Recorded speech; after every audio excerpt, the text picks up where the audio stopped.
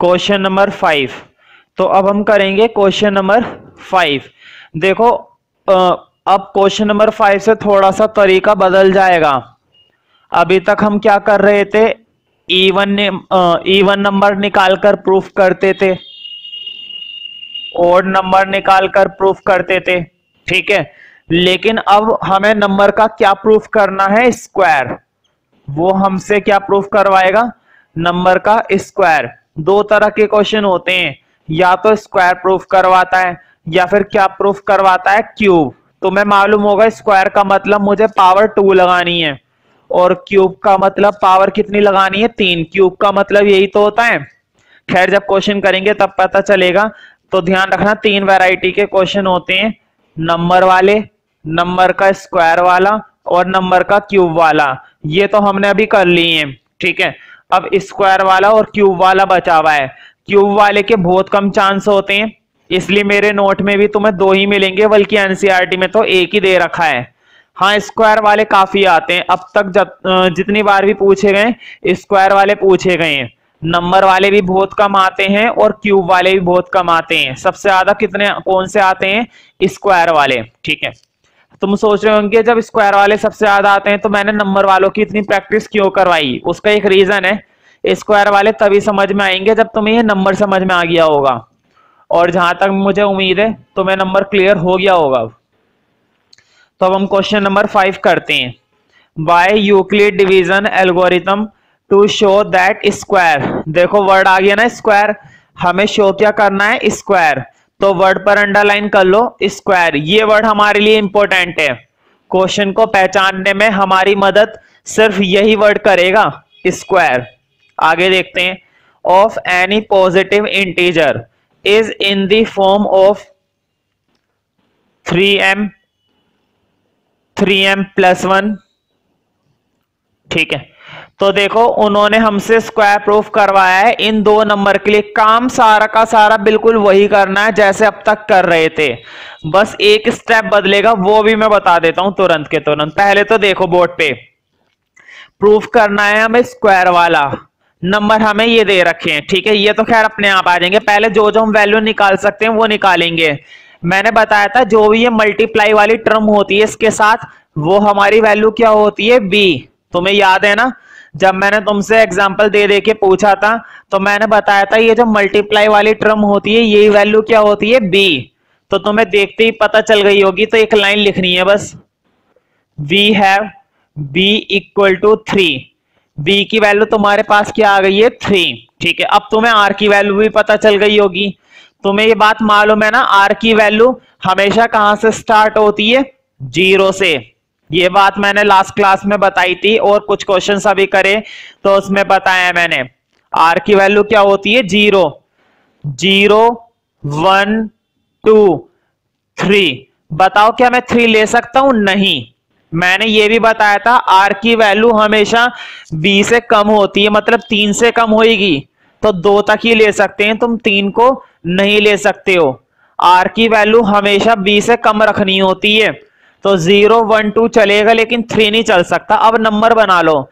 तो देखना जब भी वो स्क्वायर वाला बोले करे ना या क्यूब वाला बोले करे, जब भी वो स्क्वायर वाला बोले क्वेश्चन या क्यूब वाला प्रूफ करने को बोले तो इतना मत सजाया करो, सीधा नंबर बना दे करो। हाँ एक फॉर्मूला जरूर लिख दे करो, बाय यूक्लिड।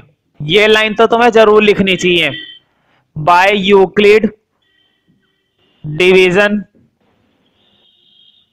एल्गोरिथम।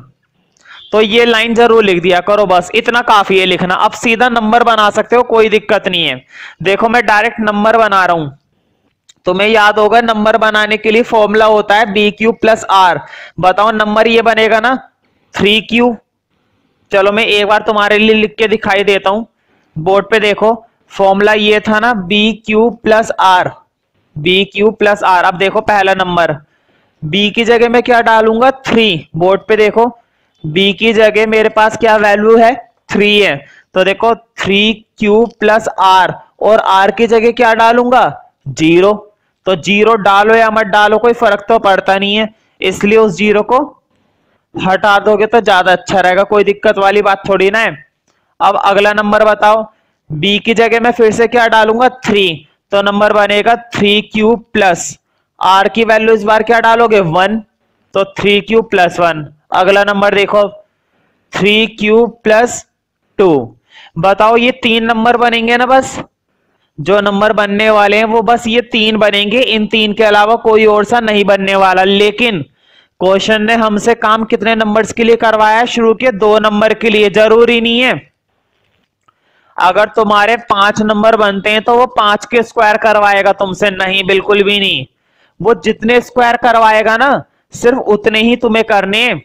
तुम इस तीसरे को लिख भले ही लो, लेकिन इसके स्क्वायर के लिए हमें बिल्कुल भी काम नहीं करना। हमें कितने स्क्वायर के लिए काम करना है? सिर्फ शुरू के 2 स्क्वायर के लिए। तीसरे को लिख लो, कोई दिक्कत नहीं, कोई मार्क्स नहीं कटेगा। लेकिन अब जो हम आगे काम करेंगे ना वो शुरू के 2 नंबर के लिए काम करेंगे, कि क्वेश्चन ने भी हमसे शुरू के 2 नंबर के लिए काम करवाया। देखो कितने नंबर लिखे हुए हैं, 1 2। तो क्वेश्चन ने हमसे केवल 2 नंबर के लिए काम करवाया। कभी कभी क्या होता है 8 नंबर बनते हैं, तो इसका मतलब ये थोड़ी ना है 8 का स्क्वायर करते रहेंगे। 8 का स्क्वायर करना तो बहुत मुश्किल काम हो जाएगा, बहुत लेंथी क्वेश्चन हो जाएगा। इसलिए पेपर में या टेस्ट में या क्वेश्चन में कभी भी जितने नंबर के लिए वो काम करवाए सिर्फ उतने के लिए करे करो। बना भले सारे दिया करो, बनाने में कोई हर्ज वाली बात नहीं है, ठीक है। और नहीं भी बनाओगे ना तो भी कोई दिक्कत नहीं, जब तुम्हें पहले से मालूम है शुरू के 2 के लिए काम करवा रहा है तो शुरू के 2 ही लिख लिया करो बस, ठीक है। और लिख देते हो तो कोई दिक्कत नहीं है, कटेगा नहीं मार्क्स, ठीक है। चलो जब मैंने रब कर दिया है तो रब ही रहने दो। तुम लोग लिखना चाहते हो तो लिख सकते हो, काटने की जरूरत नहीं है, मैंने तो हटा ही दिया। खैर अब देखो आगे का क्या काम करना है हमें। शुरू के 2 के लिए उसने काम करवाया है, तो पहले तो उन 2 को थोड़ा अलग अलग लिख लो। 1 नंबर तो ये है, बीच में एक लाइन बना दी। 1 नंबर ये है, कोई दिक्कत तो नहीं है, मैंने दोनों नंबर को सेपरेट लिख लिया। तुम्हें भी ऐसे ही करना है। मुझे बताओ क्वेश्चन ने हमसे क्या प्रूफ करवाने के लिए बोला है? स्क्वायर। क्वेश्चन ने हमसे क्या बोला है? स्क्वायर करने के लिए, ठीक है। स्क्वायरिंग प्रूफ करनी है हमें, तो तुम्हें एक लाइन लिखनी पड़ेगी, स्क्वायर बोथ साइड। तुम्हें दोनों साइड क्या करना पड़ेगा? स्क्वायर। पहले थोड़ी देर के लिए बोर्ड पे देखते रहना, अगर क्वेश्चन बोलेगा स्क्वायर तो हम दोनों तरफ क्या करेंगे? स्क्वायर। क्वेश्चन बोलेगा क्यूब तो हम दोनों तरफ क्या करेंगे? क्यूब। फिलहाल हम क्या करने वाले हैं? स्क्वायर। अब जरा बोर्ड पे देखो, देखो ए पर तो आ जाएगा ए स्क्वायर, दिक्कत थोड़ी ना भाई। स्क्वायरिंग दोनों तरफ करने का क्या मतलब है? दोनों तरफ स्क्वायरिंग करने का यही तो मतलब है कि इस पे भी स्क्वायर करा है और उस पे भी स्क्वायर करेंगे। अब जरा इधर देखो, बताओ जब मैं इसका स्क्वायर करूंगा, बोर्ड पे देखना थोड़ी देर के लिए, जब मैं इसका स्क्वायर करूंगा बताओ 3 का स्क्वायर खुलेगा ना? जब 3 का स्क्वायर खोलेंगे तो बताओ 3 का स्क्वायर कितना होता है? 9 होता है ना। 3 का स्क्वायर तो हो गया 9, और क्यू पर भी क्या आएगा? क्यू स्क्वायर आएगा। भाई ये जो स्क्वायर होता है ना ब्रैकेट के ऊपर, ये स्क्वायर दोनों का जाता है, 3 पर भी जाएगा और क्यू पर भी जाएगा। 3 का स्क्वायर तो खुलकर हो गया 9, लेकिन क्यू का स्क्वायर खुलेगा क्या? नहीं, क्यू पर तो केवल क्यू स्क्वायर बना ही रहेगा, क्यू पर स्क्वायर ही बना रहा। अब तुम्हें क्या काम करना है? इसमें से एक चीज कॉमन लेनी है, 9 को ना तुम्हें तोड़ना है। मुझे बताओ 9 को तोड़ सकते हो ना? 3 के अकॉर्डिंग तोड़ना है। अब तुम सोच रहे होंगे कैसे, 3 के अकॉर्डिंग क्यों तोड़ रहे हैं और कैसे तोड़ेंगे। देखो यहां पर हमें काम किसके लिए करना था? बार बार क्वेश्चन में गौर करो, क्वेश्चन में हमें काम किस चीज के लिए करना है? बार बार 3 के लिए। इसलिए मैं इसमें से 3 बाहर निकाल रहा हूं। देखो कैसे, बताओ क्या मैं 9 को ये लिख सकता हूं? बताओ लिख सकता हूं या नहीं लिख सकता हूं? भाई 9 को ये लिख नहीं सकते क्या? 3 3 जा 9। अब तुम्हें क्या करना है? इस टर्म को कुछ मानना है, लेट करना है। बोर्ड पे देखना थोड़ी देर के लिए, ये जो मैंने स्क्वायर वाली टर्म बनाई है ना, मतलब मैंने जो बाउंड्री बना दी है, इस टर्म को तुम्हें कुछ मानना है, इसकी जगह कुछ पुट करना है। हमेशा ना वही पुट करे करो जो क्वेश्चन में दिया जाता है। बताओ 3 के साइड में उन्हें क्या चाहिए? m, तो मैं इसकी जगह यहां पर क्या पुट करूंगा? m। तो साइड में लिख जरूर देना, लिखना मैंने यहां पर m किसको माना है? 3q स्क्वायर को। कोई दिक्कत तो नहीं है इस स्टेप में, मैं एक बार और समझा देता हूं। देखो ये जो 9 आएगा ना, इस 9 को 3 के अकॉर्डिंग तोड़ना है। 3 के अकॉर्डिंग ही क्यों तोड़ना है? जो यहाँ पर लिखा हुआ होगा ना उसके अकॉर्डिंग तोड़ते हैं। यहाँ पर 3 है तो 3 के अकॉर्डिंग तोड़ना है, ठीक है। उसके बाद जो भी टर्म इधर बचती है उसको वही मान लिया करो जो क्वेश्चन में दे रखी हो। बताओ क्वेश्चन में बार बार क्या आ रहा है, m। मैंने इसको यहाँ पर क्या मान लिया, m। तो तुम्हें लिखना पड़ेगा यहाँ पर m किसके बराबर है, 3q² के। तुमने यहाँ पर जो इसकी वैल्यू डाली है ना m, तुमने इसको क्या मानकर चल रही हो, 3q²। बताओ पहला नंबर प्रूफ करना था उन्हें, हमारा पहला नंबर प्रूफ हो गया है या नहीं हुआ है। क्वेश्चन ने कहा था पहला स्क्वायर 3m होता है। देखो हमारा भी पहला स्क्वायर जो आया है वो 3m ही है, कोई दिक्कत नहीं है इसमें। उधर देखते हैं दूसरे नंबर में। तो देखो दूसरे नंबर में भी हम एक स्टेप लिखेंगे। पहले मैंने बताया था अगर हमें प्रूफ करना है स्क्वायर तो हम दोनों तरफ क्या करने वाले हैं, स्क्वायर। देखो इधर जिसको समझ में नहीं आया उधर और क्लियर हो जाएगा, अभी उधर थोड़ी सी बातें अभी और क्लियर हो जाएंगी। तो पहले एक टर्म लिख देते हैं, स्क्वायर बोथ साइड। हम दोनों तरफ क्या करने वाले हैं, स्क्वायर। अब देखो स्क्वायर करूंगा मैं, इधर भी a पर स्क्वायर हो गया, इधर भी पूरे पर क्या करना है, स्क्वायर। अब तुम्हारे सामने एक फॉर्मूला दिखाई दे रहा होगा, a प्लस बी का स्क्वायर, और इसका फॉर्मूला हर बच्चे को मालूम है। कम से कम तुम्हें 10th क्लास में ये फॉर्मूला याद होना चाहिए, क्योंकि 9th क्लास में ये फॉर्मूले मिल जाते हैं।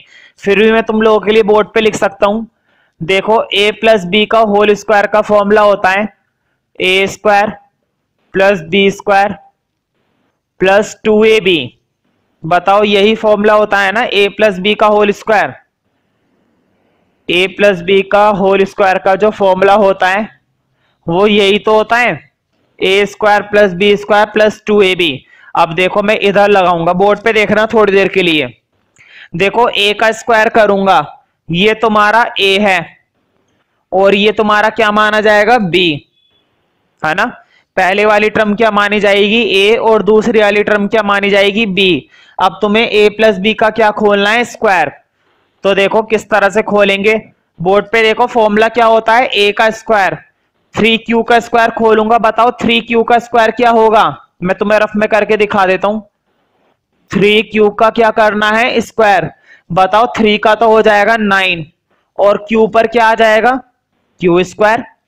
इस स्टेप में कोई दिक्कत नहीं होनी चाहिए। अब अगली टर्म देखो, एक चीज और चाहिए, प्लस b²।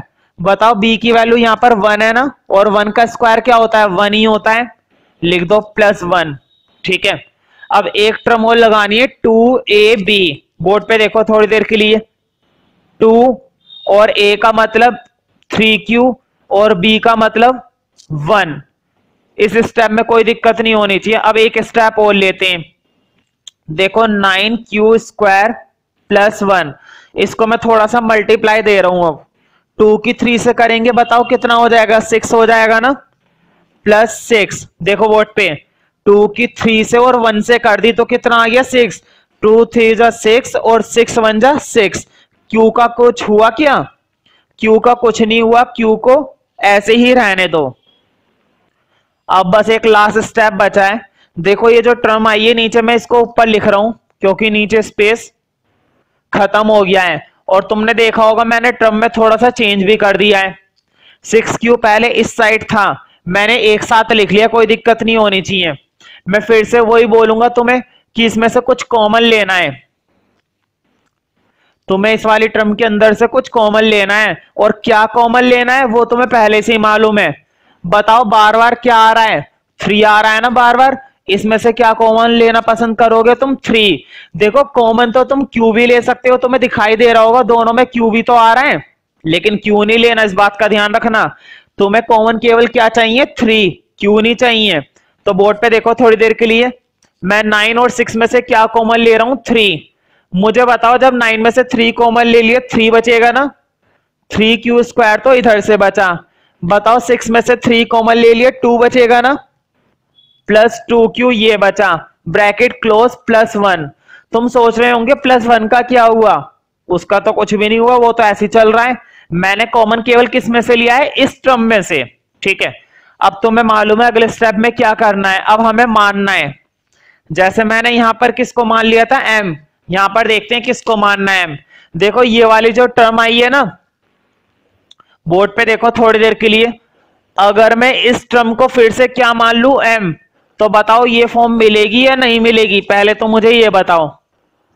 अगर मैं इस टर्म को क्या मान लू m, तो ये m मिलने पर बात बनेगी या नहीं बनेगी, बताओ। ये टर्म मिलेगी मुझे, और यही तो हमें प्रूफ करना था। देखो 3m+1, तुम सोच रहे होंगे ये कैसे पता चलता है कि m मानना है या कुछ और मानना है, तो ध्यान रखना क्वेश्चन अगर हमें वो यहां पर s देता ना, तुम्हें याद होगा जब मैंने स्टार्टिंग कराई थी मैंने समझाया भी था, अगर वो यहां पर s देगा तो हम इसको यहां पर क्या मानेंगे s।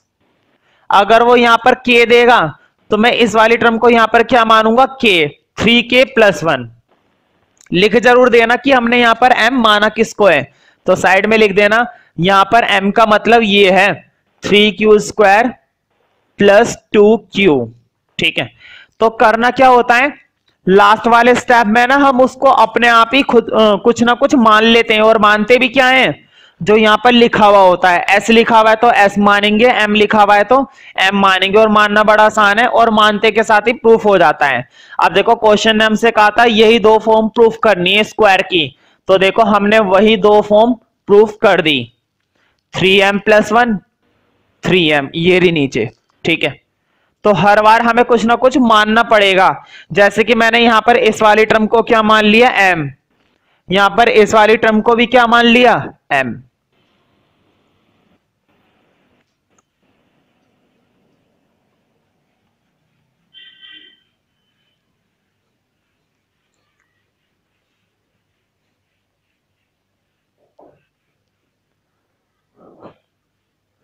नेक्स्ट क्वेश्चन देखते हैं, question number 6। Prove that the square, देखो वर्ड फिर से इंपॉर्टेंट है, इंपॉर्टेंट वर्ड स्क्वायर, यानी कि हमें फिर से किसके लिए काम करना है, स्क्वायर के लिए। तो वर्ड में फिर से लिख देता हूं, मैंने खामेखा रब करा। Prove that the square of any positive integer is of the form, वो इस फॉर्म के होते हैं। तो देखो 5m +1 5m+4, उसने हमसे काम करवाया है शुरू के 3 नंबर के लिए। मुझे बताओ शुरू के कितने नंबर के लिए काम करवाया उसने हमसे, 3 के लिए ना, तो हम शुरू के 3 तक ही बनाएंगे। अब देखो मैं थोड़ा स्पीड से करूंगा, मुझे बताओ बिना स्टेटमेंट के डायरेक्ट देखो b की वैल्यू क्या 5 होगी या नहीं होगी, बताओ। मैंने बता रखा है तो मैं b की वैल्यू क्या होती है, b की वैल्यू वही होती है जो ये मल्टीप्लाइड हुई भी होती है। देखो 5 5 5, हर बार क्या मल्टीप्लाई हुआ है 5। अब r की वैल्यू लिख लेते हैं, बताओ r की वैल्यू कितनी बनेगी, 0 से स्टार्ट होती है ना, 0 1 2 3 4, क्या 5 बन सकती है, बिल्कुल भी नहीं, क्योंकि बी आर की वैल्यू वहां तक जाती है जहां पर बी खत्म हो जाता है। तो देखो 5 से कम यानी कि 4 तक बस। अब नंबर बना दो फटाफट से, बोर्ड पे देखो जरा 2 मिनट के लिए, मैं डायरेक्ट नंबर बना रहा हूं, अब तो तुम्हें नंबर बनाने आ जाने चाहिए।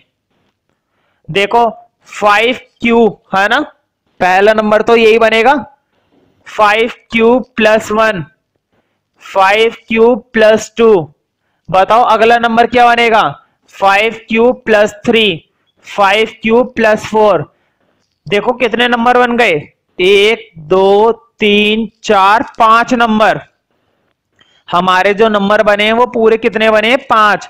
लेकिन क्वेश्चन ने क्या हमारे लिए पांचों के लिए काम करवाया, नहीं, क्वेश्चन ने सिर्फ कितने के लिए काम करवाया है, 1 2 3।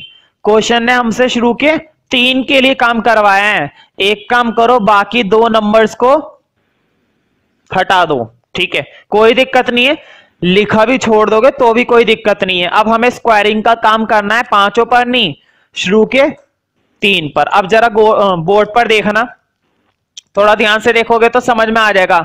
पहले मैं ये वाला नंबर उठाऊंगा, फिर ये वाला,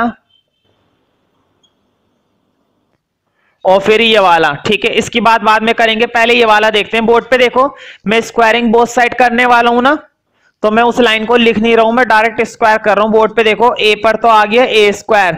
मुझे बताओ जब 5q का स्क्वायर करेंगे तो कुछ ऐसा मिलेगा या नहीं मिलेगा।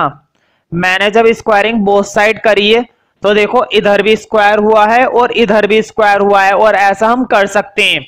इस तरह के क्वेश्चन को प्रूफ करने के लिए हम ऐसा ही करेंगे बल्कि। तो मुझे बताओ 5 का स्क्वायर कितना होता है? 25। भाई 5 का स्क्वायर 25 ही तो होता है, और क्यू का स्क्वायर तो क्यू स्क्वायर।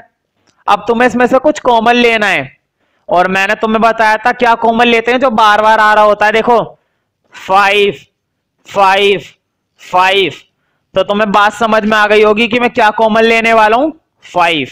तो ले लो फिर। तो पहले तोड़ेंगे ना इसको। बताओ 25 को क्या मैं ऐसा लिख सकता हूं? पहले तो मुझे यही बता दो, क्या मैं 25 को 5 इंटू 5 लिख सकता हूं ना? और बताओ मैं इस टर्म को पहले की तरह क्या मान लूंगा, जो क्वेश्चन में लिखा हुआ होता है। क्वेश्चन में हर बार क्या लिखा हुआ है? M M M. तुम सोच रहे होंगे मैं एम क्यों लिख रहा हूं बार बार। एनसीईआरटी के अंदर तो एम ही लिखा हुआ होता है, लेकिन अगर यहां पर लिखा हुआ होगा एस, या फिर यहां पर लिखा हुआ होगा के, या फिर यहां पर लिखा हुआ होगा टी, तो मैं वही अल्फाबेट यहां पर मानना होता है। फिलहाल यहां पर क्या लिखा हुआ है? एम, तो मैं भी क्या मानूंगा? एम। तो बोर्ड पे देखो, अगर मैं इस वाली टर्म को थोड़ी देर के लिए एम मान लूं, तो क्या यहां पर 5m बनेगा या नहीं बनेगा? मैंने इस टर्म की जगह क्या पुट कर दिया? m। हाँ, साइड में तुम्हें रीजन देना पड़ेगा कि ऐसा क्यों करा। तो देखो यहां पर स्पेस खत्म हो गया है, तो मैं वो जो ब्रैकेट वाला पार्ट है मैं वहां पे ना लिखकर यहां पर लिख रहा हूं। m की वैल्यू मैंने क्या मानी है यहां पर? 5q square. मतलब 5q स्क्वायर की जगह तुमने क्या पुट कर दिया है? m। तो प्रॉपर दिखाई देना चाहिए। तो जो ब्रैकेट वाला पार्ट है मैंने यहां पर लिख दिया है, लेकिन तुम्हें उसके बराबर में ही लिखना है। नीचे स्पेस कम था इसलिए मैंने साइड में लिखा है। अब जरा इस पर काम करते हैं। पहला तो मैंने प्रूफ कर दिया, अब दूसरा मैं इस वाले पार्ट को रब कर देता हूं। बढ़िया रहेगा कि साथ साथ नोट करते चले करो, वीडियो पोस्ट करने का मौका ना मिले करें। अब जरा इस नंबर पे काम करते हैं। बताओ मैं फिर से क्या करूंगा? Squaring both side. 2 मिनट के लिए बस बोर्ड पे देखो। जब मैंने स्क्वायरिंग करी तो इधर भी स्क्वायर हो गया, और इसका भी स्क्वायर कर रहा हूं, जैसा बिल्कुल पिछले वाले स्टेप में करा, पिछले क्वेश्चन में करा था। अब देखो, अब तो तुम्हें फॉर्मूला याद हो गया होगा, a प्लस बी का स्क्वायर। बताओ a का स्क्वायर करते हैं, a का स्क्वायर होता है ना, और 5q का स्क्वायर कितना बनेगा? बताओ 5 का तो हो जाएगा 25, और q पर क्या आ जाएगा? q square. अब b का स्क्वायर, b का मतलब 1 का स्क्वायर 1, ठीक है। और एक टर्म को अक्सर बच्चे भूल जाते हैं, 2ab। भाई फॉर्मूले के अंदर ये वाली टर्म भी तो होती है 2ab, तो इसको भी ध्यान रखना जरूरी है। तो बोर्ड पे देखो 2ab मैंने बिल्कुल प्रॉपर लिखा है। अब जरा सॉल्व करते हैं। 25q square plus 1। अब जरा इसे देखो, 2 की 5 से करेंगे 10, और 10 की 1 से करेंगे 10, तो कितना आएगा? 10q आएगा ना। हमारे पास जो वैल्यू आएगी वो आएगी 10q, ठीक है। तो मैंने थोड़ा सा ऊपर का रब कर दिया ताकि मैं तुम्हें क्लियरली दिखा सकूं। अब तुम्हें मालूम है अगला स्टेप में क्या करने वाला हूं, q वाले एक साथ लिख लो। तो इधर देखो 25q स्क्वायर 10q प्लस 1। अब बताओ मैं इसमें से क्या कॉमन लूंगा? तुम्हें एक चीज दिखाई दे रही होगी, इन शुरू की 2 टर्म में से हम अक्सर कॉमन लेते हैं, लेकिन कॉमन वही लेते हैं जो हमें लेना होता है। बताओ हर बार क्या आ रहा है? 5 5 5। क्या कॉमन लेंगे? 5। देखो कॉमन लेने को तो तुम इन दोनों में से q भी कॉमन ले सकते हो। देखो q भी तो आ रहा है, यहां पर भी q है और यहां पर भी q है, लेकिन q तुम्हें कॉमन लेना नहीं है। केवल क्या कॉमन लेना है? 5। तो 5 कॉमन ले लो। देखो जब यहां से 5 कॉमन लेंगे, बताओ जैसे यहां से 5 कॉमन लोगे, 25 में से 5 कॉमन ले लिए, क्या बचेगा? 5 ना। 5q स्क्वायर प्लस, बताओ 10 में से 5 कॉमन ले लिए, कितना बचेगा? 2। अब तुम्हें याद हो जाना चाहिए स्टेप कि इस टर्म को मैं हर बार क्या मानता हूं। बताओ इसको वही मान लेंगे ना जो क्वेश्चन में लिखा हुआ है। देखो उन्होंने बार बार क्या लगा रखा है? m। मैं भी यहां पर इस टर्म को क्या मानूंगा? m। बोर्ड पे देखो थोड़ी देर के लिए, अगर मैं इस टर्म की जगह यहां पर क्या पुट कर दूं? m, तो क्या मुझे प्रूफ होता हुआ दिखाई देगा? बिल्कुल, यही तो प्रूफ करना था दूसरा नंबर। देखो दूसरे नंबर का स्क्वायर हमें यही प्रूफ करके दिखाना था, और ये प्रूफ करके मैंने दिखा दिया। हाँ साइड में जरूर लिख देना कि मैंने m माना किसको है। बताओ m इस टर्म को नहीं माना, माना है तो डाल दो 5q² 2q। साइड में लिखना बहुत जरूरी है, अगर साइड में ये लॉजिक नहीं देते हो ना तो मार्क्स कट सकते हैं। हाँ ये वाला साइन और लगा दे करो बिकॉज का, देखो ये वाला, अब तक मैंने जितना में भी ब्रैकेट बनवाया ना इससे पिछले क्वेश्चन में भी, ये ब्रैकेट का साइन जरूर लगा दे करो बिकॉज। अब एक तीसरा नंबर बचा है बस, ये वाला, इसका स्क्वायर हमें वो दिखाना है, आ जाएगा। एक काम करो पहले स्क्वायरिंग बोथ साइड करते हैं। देखो इस पे भी स्क्वायर और इधर भी स्क्वायर, हो गया स्क्वायर। अब स्क्वायर खोलना भी है, लगाने में कोई बहुत बड़ी बात नहीं है, लगाने को तो कोई भी लगा देगा स्क्वायर, खोलकर प्रूफ करने में काफी बड़ी बात है। लेकिन अब स्क्वायर खोलते हैं, मैं तुम्हारे लिए फॉर्मूला लिख दूं पहले, चलो डायरेक्ट करते हैं। बताओ a का स्क्वायर 5q का स्क्वायर कितना होता है, 5 का तो हो जाएगा 25, 25q² प्लस, अब b का स्क्वायर तुम्हें फॉर्मूले में याद है ना, b का स्क्वायर होता है, और b मतलब 2 का स्क्वायर, और 2 का स्क्वायर कितना होता है 4। अब देखो 2ab, बच्चे अक्सर ये वाली टर्म भूल जाते हैं 2ab, वो सोचते हैं इसका स्क्वायर कर दिया, इसका स्क्वायर कर दिया हो गया काम, ऐसे नहीं होता। तो मैं उस वाली टर्म का भी ध्यान रखना है 2ab का। अब देखो 2a का मतलब ये 5q और b का मतलब ये 2, अब तुम्हें मल्टीप्लाई देनी है, तो देखो 25q² फिर से ऐसे ही रहा, 4 भी ऐसे ही रहा। अब जरा इधर सॉल्व करते हैं, बोर्ड पे देखो 2 की 5 से करेंगे 10, क्योंकि 2 की 5 से करने पर कितना आता है 10, तो 2 की 5 से करी 10, और 10 की 2 से करेंगे तो 20 आएगा ना, जब 20 आएगा तो 20 लिख दो। अब तुम्हें अगला स्टेप मालूम है, क्यू वाले एक साथ करने।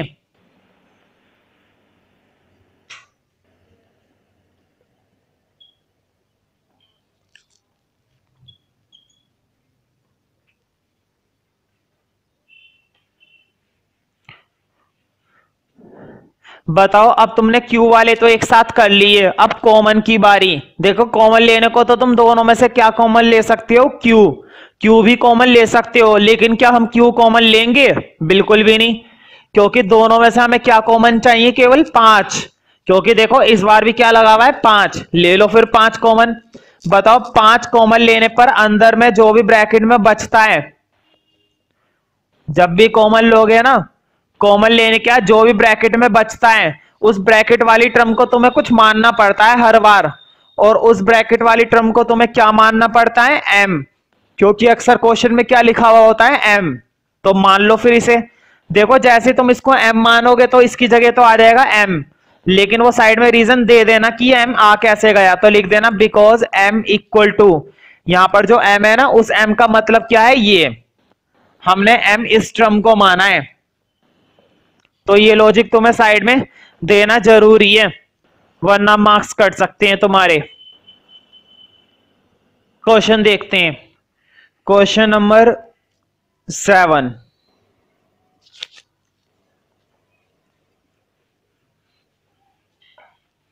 तो अब तुम्हें स्क्वायर वाले क्वेश्चंस आ रहे होंगे समझ में। अगर इसके बाद भी अगर किसी स्टेप में थोड़ा बहुत डाउट रह जाता है तो वो क्वेश्चन तुम मुझसे क्लास में पूछ सकते हो। खैर क्वेश्चन नंबर 7, क्वेश्चन नंबर 6 तक हो गए, क्वेश्चन नंबर 7 देखते हैं क्या ये भी स्क्वायर वाला है या नहीं। शो दैट द स्क्वायर, तो देखो फिर से क्या आ गया वर्ड स्क्वायर। देखो पूरी स्टेटमेंट से कोई मतलब नहीं होता, हमारे लिए वर्ड क्या इंपॉर्टेंट है, स्क्वायर। जैसे वहां पर क्या इंपॉर्टेंट था, इवन नंबर या ओड नंबर, यहां पर क्या इंपॉर्टेंट है, square. Show that the square of any positive odd integer is of the form 8m+1। तो उन्होंने कहा है, पहली बात तो देखना है स्क्वायर, और तुमने दूसरी बात पर गौर नहीं करा, एक वर्ड और इंपॉर्टेंट था ओड, है ना, स्क्वायर के साथ साथ उसने एक वर्ड और लिख रखा है ओड। सिर्फ इस एक की वजह से क्वेश्चन गलत हो सकता है हमारा, इसलिए ध्यान रखना स्क्वायर के साथ इवन लगा हुआ है या ओड लगा हुआ है, इसका ध्यान रखना जरूरी है। हाँ इसका मतलब अभी मैं बता दूंगा क्या है। फिलहाल वो नंबर लिख लेते हैं। तो देखो वो नंबर ये है 8m+1, ये है वो नंबर। और ये क्वेश्चन तुम्हारा आया हुआ भी है 2009 में। तो ज्यादातर जो क्वेश्चन आते हैं ना स्क्वायर वाले ही आते हैं, नंबर वाले तो बहुत ही कम चांस होते हैं आने के। खैर सबसे पहले हम सीधा क्या निकालेंगे, बी की वैल्यू। मुझे बताओ बी की वैल्यू क्या आएगी, 8 ना। तो देखो आर की वैल्यू तो बहुत सारी बन जाएंगी, 0 1 2 3, मैं डैश लगाकर 7 तक लिख रहा हूं, है ना। बीच की कौन इतनी सारी वैल्यू लिखी है, तुम लोग पूरा लिखना चाहते हो तो लिख सकते हो, डैश लगा के लिखना चाहते हो तो डैश लगा के लिख सकते हो, ठीक है। तो 7 तक जाएंगी, 7 से ऊपर तो वैसे भी नहीं जाने वाली। अब नंबर बना लो। मुझे बताओ नंबर पहला यही बनेगा ना 8q, भाई अब तो याद हो जाना चाहिए, 8q+1 8q+2। तो देखो इतने सारे क्यों बनाए भाई, 7 तक जाएंगे मुझे मालूम है, 8q+2 8q+3+4+5+6+7, है ना।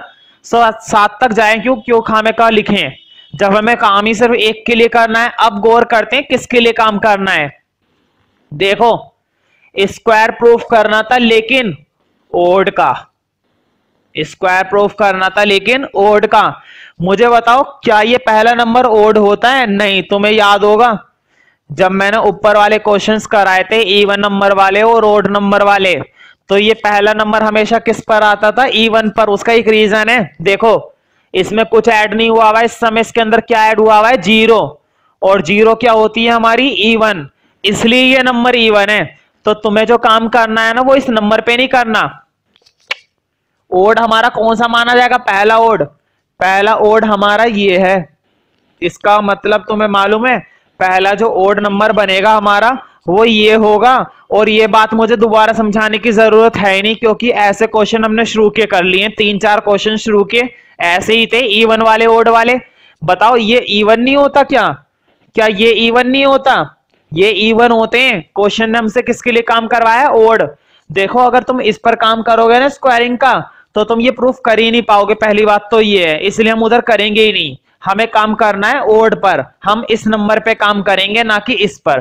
तो एक पर ही काम करना है ना। लेकिन पहले रीजन देना पड़ेगा कि तुमने इसी नंबर को क्यों सेलेक्ट करा, इसको क्यों सेलेक्ट नहीं करा, ठीक है। खैर इसको क्यों नहीं करा उसको तो छोड़ो, इसको क्यों करा है ये रीजन हमें देना है। तो लिखना since 8q+1 is an odd number, ये एक ओड नंबर है। और क्यों है ये ओड, लिखो बिकॉज r=1। मुझे बताओ यहां पर r, बोर्ड पे देखो, यहां पर r की वैल्यू क्या 1 नहीं है, और 1 की वजह से ये ओड है। तो लिखो बिकॉज r=1 इज ओड। इसलिए हम इस नंबर को सिलेक्ट कर रहे हैं, क्योंकि क्वेश्चन ने हमसे किसके लिए काम करवाया है, ओड के लिए, इसलिए हम ओड के लिए करेंगे। तो उठा लो इस नंबर को, काम शुरू करते हैं। इस पर काम बिल्कुल वैसे ही करना है जैसे स्क्वायरिंग के लिए कर रहे थे, ये लाइन वगैरह लिख लेना प्रॉपर। देखो पहला नंबर है 8q+1, अब मैं इस पे काम कर रहा हूं। तो तुम्हें मालूम है स्क्वायरिंग बोथ साइड करते हैं, तो मैं लिख नहीं रहा स्क्वायरिंग बोथ साइड, डायरेक्ट कर रहा हूं। बोर्ड पे देखो a का तो हो गया a², और इस पर क्या आ जाएगा 8q+1 का होल स्क्वायर। अब करते हैं, देखो मुझे बताओ a+b का होल स्क्वायर खोलना है ना भाई, a+b का होल स्क्वायर खोलना है। और तुम्हें फॉर्मूला याद होगा a² + b² + 2ab। तो a का स्क्वायर करेंगे पहले। मुझे बताओ 8q का स्क्वायर कितना होता है, 8 का स्क्वायर कितना होता है, 8 का स्क्वायर 64 होता है ना।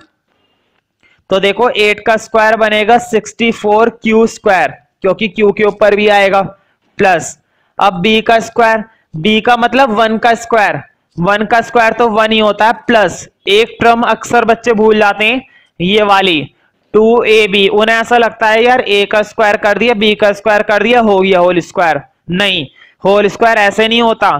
तुम्हें एक टर्म का और ध्यान रखना पड़ता है 2ab, उसका भी लिखा जाना जरूरी होता है। तो बोर्ड पे देखो 2a, a का मतलब 8q, और b का मतलब 1। अब जाके ये होल स्क्वायर कंप्लीट हुआ है।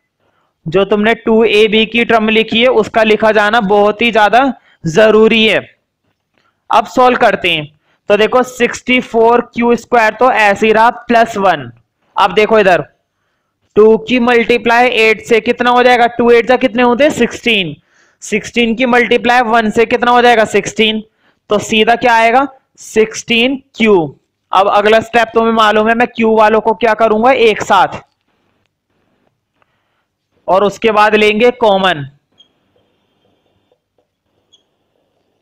तो देखो मैंने 64 क्यू स्क्वायर प्लस 16 क्यू एक साथ ले लिया। अब कॉमन लेना है। कॉमन क्या लेते हैं, जो लिखा होता है। बताओ मुझे क्या चाहिए, 8 चाहिए ना, 8 ही कॉमन ले लो। बताओ कॉमन लेने को तो देखो इसमें से क्यू भी कॉमन आ रहा है, 4 भी कॉमन आ रहा है, लेकिन कॉमन लेना क्या है, सिर्फ 8 कॉमन लेना है। तो 8 कॉमन लो। बोर्ड पे देखो 8 कॉमन लिया, 64 में से 8 कॉमन लिया तो 8 पे जाएगा ना, 8 बचा, और 16 में से 8 कॉमन लिए 2 पे चला गया। 8 2 जा 16 होते हैं ना भाई। कॉमन लेना तो तुम्हें आना चाहिए, वो तो मैं सिखा नहीं सकता। तुम लोग 10th क्लास में कॉमन लेना तुम्हें आना चाहिए। और तुम्हें ये भी मालूम हो कॉमन लेने के बाद ये जो टर्म बचती है, मैं हर बार इसको क्या मान लेता हूं, हर बार मैं इसको वही वैल्यू मानता हूं जो क्वेश्चन में लिखी भी होती है। क्वेश्चन में हमारा यहाँ पर m लिखा हुआ है, तो मैं इस बार भी इसको क्या मानूंगा, m। हाँ तुम्हें रीजन देना पड़ता है साइड में, because m equal to, m को तुमने क्या माना है ये, ठीक है। तो वो लिख देना वैल्यू यहाँ पर, मैं दोबारा नहीं लिख रहा, तुम लोग वहां से देखकर लिख देना। तो इस तरह से ये क्वेश्चन हो गया है, और स्क्वायर वाले क्वेश्चन हम इस तरह से करते हैं, और हर एक टाइप के क्वेश्चन में हमें ऐसे ही काम करना है। तो काफी आसान रहते हैं ये क्वेश्चन।